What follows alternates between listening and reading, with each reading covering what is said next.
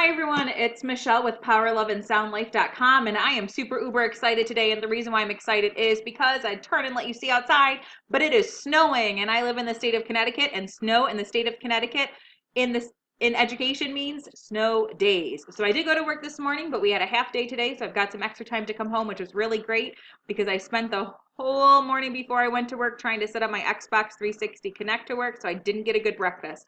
So I'm a little bit calorie deficient for what I want for today. But after I went to the food store after work, I came across the next most exciting thing in the world right now, which is this. I've been craving pizza for a while, and this happened to be on sale. I'll talk more about the prices after I cook it. But it's made by American Flatbread Company. This version is the Farmer's Tomato Pie. And the reason why I picked this one is this pie has 3 servings. Now, I don't know how big it is. If I shake it, there's definitely room in the box. But each serving is only 160 calories. So there's 5 grams of fat per serving. 0.5 saturated fat, so not horrible at all. 0 cholesterol, 300 milligrams of sodium. So I will be a little bit higher in sodium than I want, but I'll still well be within my daily limit. 24 grams of carbohydrates, 2 of which are fiber, and 4 grams of protein. That's per each serving. Looking at the back, I'll read you the box. It says, tucked away in the White Mountains of New England, artisan bakers work an earthen oven formed with clay. Here, from the union of fire, rock, and the finest all-natural ingredients comes a carefully prepared handmade flatbread that is truly nutritious, light, crisp flavor, and wonderfully convenient.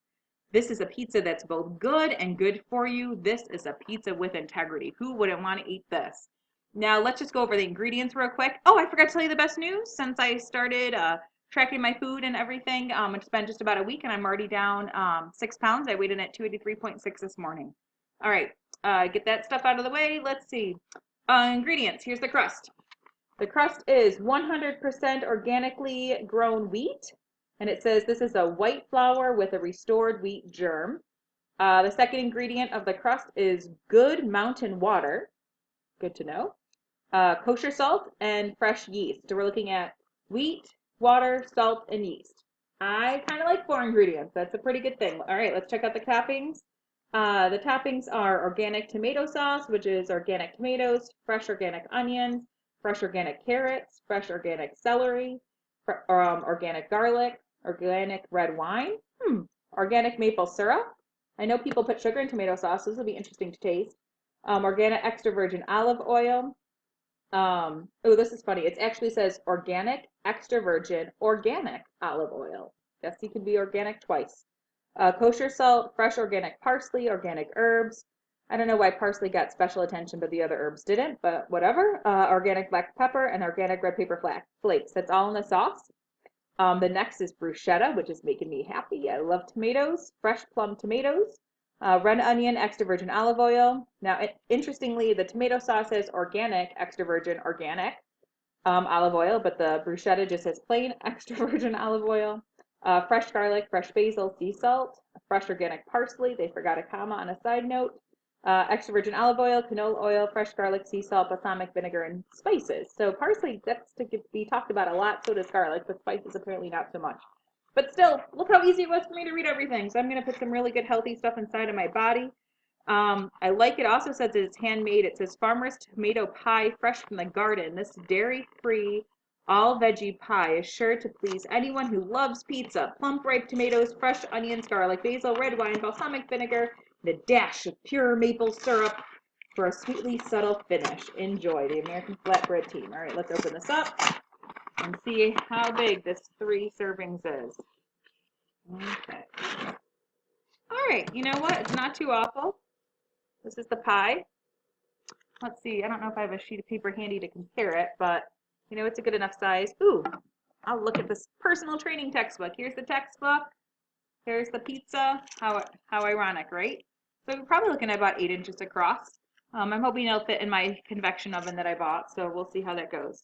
All right.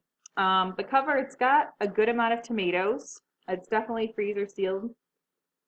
I can smell a little bit of herbs. There might be a little hole in the package, but not too bad. All right, so I'm going to ditch you guys right now. I'm going to throw this in the oven, and I'll be back when it's out and talk about how yummy it is. Woo-hoo!